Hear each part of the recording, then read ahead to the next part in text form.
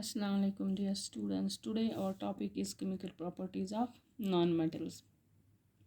Nonmetals has usually 4 to 8 electrons in their outermost shell.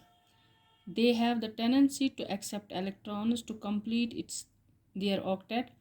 By accepting the electrons, they form negatively charged ions and therefore they are electronegative elements. इसका मतलब क्या हो गया, जो भी non metals है, for example carbon है, nitrogen है, ऑक्सीजन है, सल्फ़र है, फास्फोरस है, ये सारे जो है नॉन मेटल्स हैं। और इन नॉन मेटल्स में जो इलेक्ट्रॉन आउटर मोस्ट, जिनको हम वैलेंसी इलेक्ट्रॉन्स कहते हैं, इनमें वैलेंसी इलेक्ट्रॉन्स या तो 4 होते हैं, 4 से 8 तक, किसी में 5, किसी में 6, किसी में 7 और किसी में 8। कार्बन, उसमें 4 वैलेंसी इलेक्ट्रॉन हैं। इसी तरह नाइट्रोजन 5 वैलेंसी इलेक्ट्रॉन्स हैं। ये जो वैलेंसी इलेक्ट्रॉन्स हैं, इनकी जो है नॉन मेटल्स की टेंडेंसी है, इस वजह से ये कंप्लीट करना चाहते हैं, क्योंकि ये लूज़ तो नहीं कर सकते हैं, ये इनको एक्सेप्ट करने पड़ते हैं ताकि ये अपना ऑक्टेट स्टेट जो है कंप्लीट करेंगे। इनकी वैलेंसी कंप्लीट हो जाती है, फिर ये स्टेबल हो जाते हैं। दैट मीन जो भी नॉन मेटल्स हैं, इनकी ये टेंडेंसी है कि वो इलेक्ट्रॉन्स एक्सेप्ट करते हैं ताकि ये अपना ऑक्टेट जो है वो कंप्लीट कर सकते हैं। और इस बाय एक्सेप्टिंग द इलेक्ट्रॉन, जब ये इलेक्ट्रॉन एक्सेप्ट करते हैं तो उस एटम का चार्ज जो होता है पॉजिटिव, ये बनता है जब इलेक्ट्रॉन लूज़ करता है, और जब कोई एटम इलेक्ट्रॉन गेन करता है तब उसका चार्ज नेगेटिव बनता है। Therefore these non-metals, by accepting the electrons, they are negatively charged ions. They get negatively charged, so they are called as negatively charged ions, and therefore they are electronegative elements. What are electronegative elements? Non-metals. Why are they electronegative? Because they accept the electrons. Why they accept the electrons? They have to complete their octet state, and by completing their octet state they become stable. For example we will take the example of nitrogen. इसकी अगर हम electronic इसका atomic number जो है 7 है, electronic configuration देंगे 2 और 5। That means इसको कितने इलेक्ट्रॉन ऑक्टेट 8 बनाने के लिए 3 इलेक्ट्रॉन की ज़रूरत है। इसलिए ये जो है इलेक्ट्रॉन ये गेन एक्सेप्ट करता है, वहाँ से 3 इलेक्ट्रॉन जब इसमें एक्सेप्ट होंगे तो इसका ऑक्टेट कन्फिगरेशन क्या बनेगा, 2 और 8। और चूंकि इसने 3 एक्सेप्ट किए हैं इसलिए इसका चार्ज आएगा 3 negative. And this having negative charge, they are called as electronegative elements.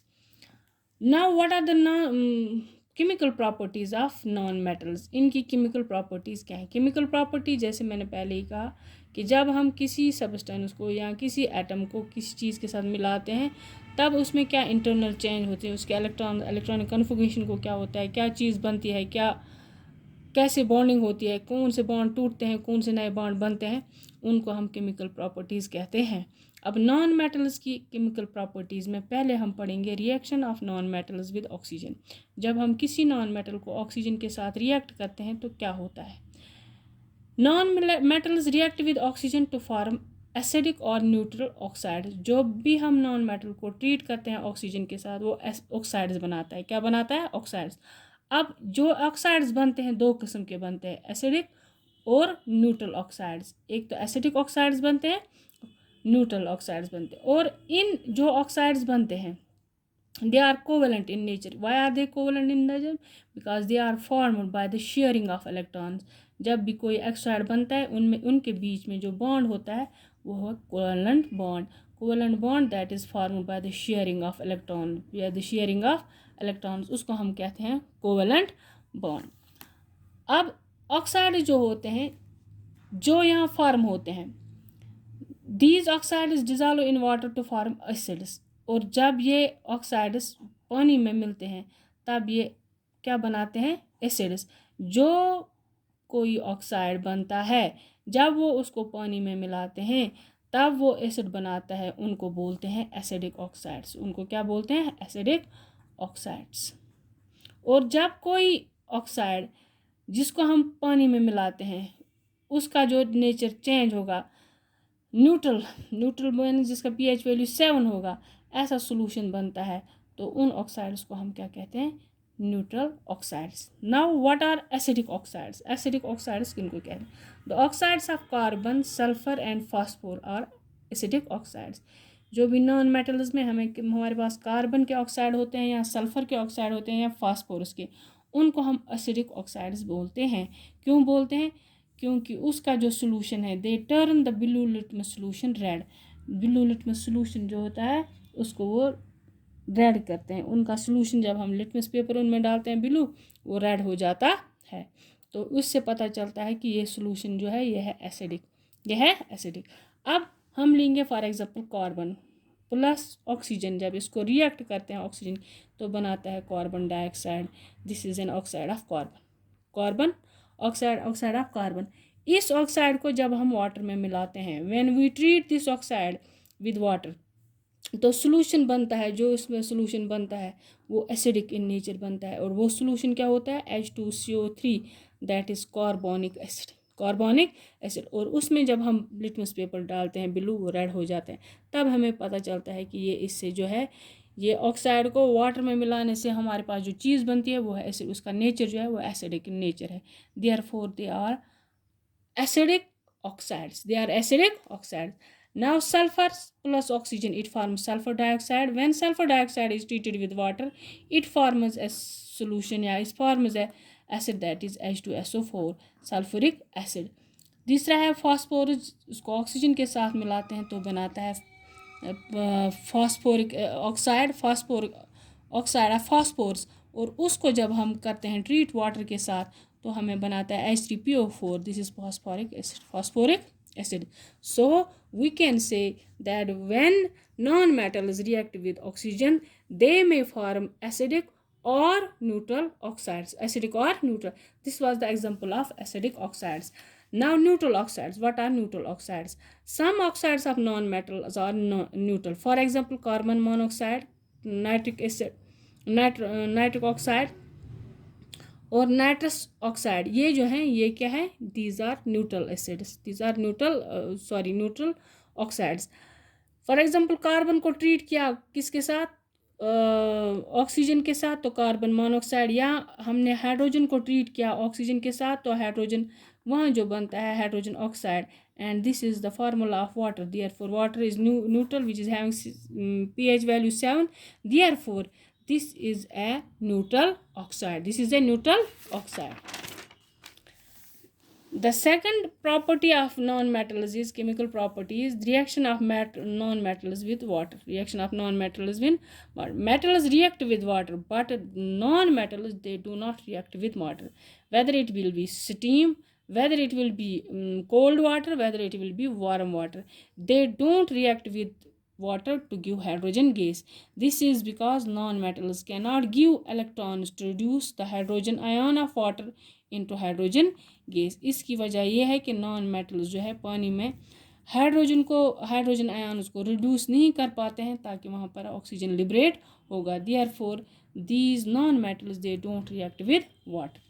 Third chemical property है reaction of non metals with acids, reaction of non metals with acids. Non-metals do not react with dilute acids and therefore hydrogen gas is not liberated. ये dilute acids के साथ नहीं मिलता है। When a non-metal are treated with dilute acids, therefore non-metals do not displace hydrogen from dilute acids.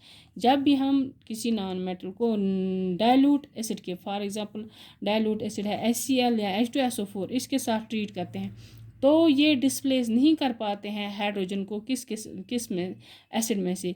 Therefore they don't react with dilute acids to produce hydrogen gas. This is the second chemical property that they don't react with acids, they don't react with acids. Now the third chemical property is of non-metals is reaction with hydrogen, reaction with hydrogen. When a non-metal is treated with hydrogen under certain different conditions, they form corresponding hydrides, for example H2O, H2S, HN3, HCl, CH4. These are the hydrides of different non-metals, these are the hydrides of different non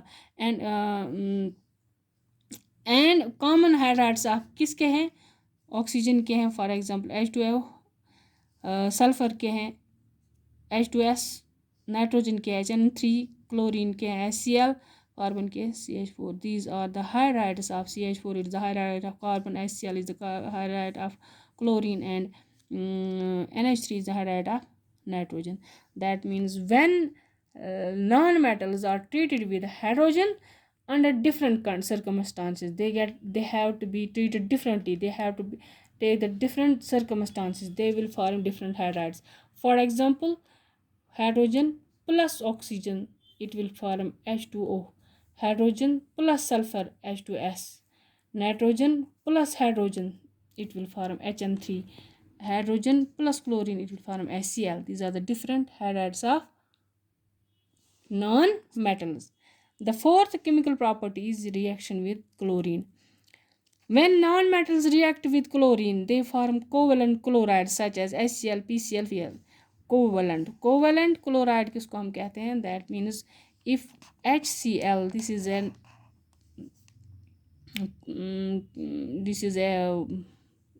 covalent chloride.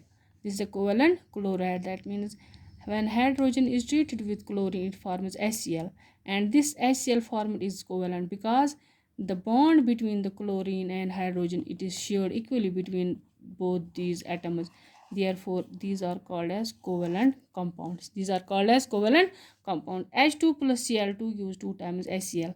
This is covalent chloride of hydrogen. And PCl, this is also a covalent chloride. What do you mean by covalent? Those hydrides which are formed by covalent bonding. The fifth chemical property is reaction of non-metals with salt solution. जब भी हम कोई non-metals, when we treat a non-metal with a salt solution, the more reactive non-metal displaces the less reactive non-metals from its salt. For example, when chlorine is passed through a solution of sodium bromide, then bromine is liberated. Sodium bromide हमने solution लिया, इसमें chlorine हमने पास किया, क्योंकि chlorine more reactive है, ये किसको displace करेगा? ब्रोमीन को. इसने ब्रोमीन को रिप्लेस किया और वहाँ पर हमें लिबरेट हो गया ब्रोमीन. तो साल्ट नया जो बन गया, that is NCl, sodium chloride common salt जिसको हम कहते हैं. और क्लोरीन जो है ये सब नॉन मेटल्स में highly reactive. This is all about the chemical properties of non metals.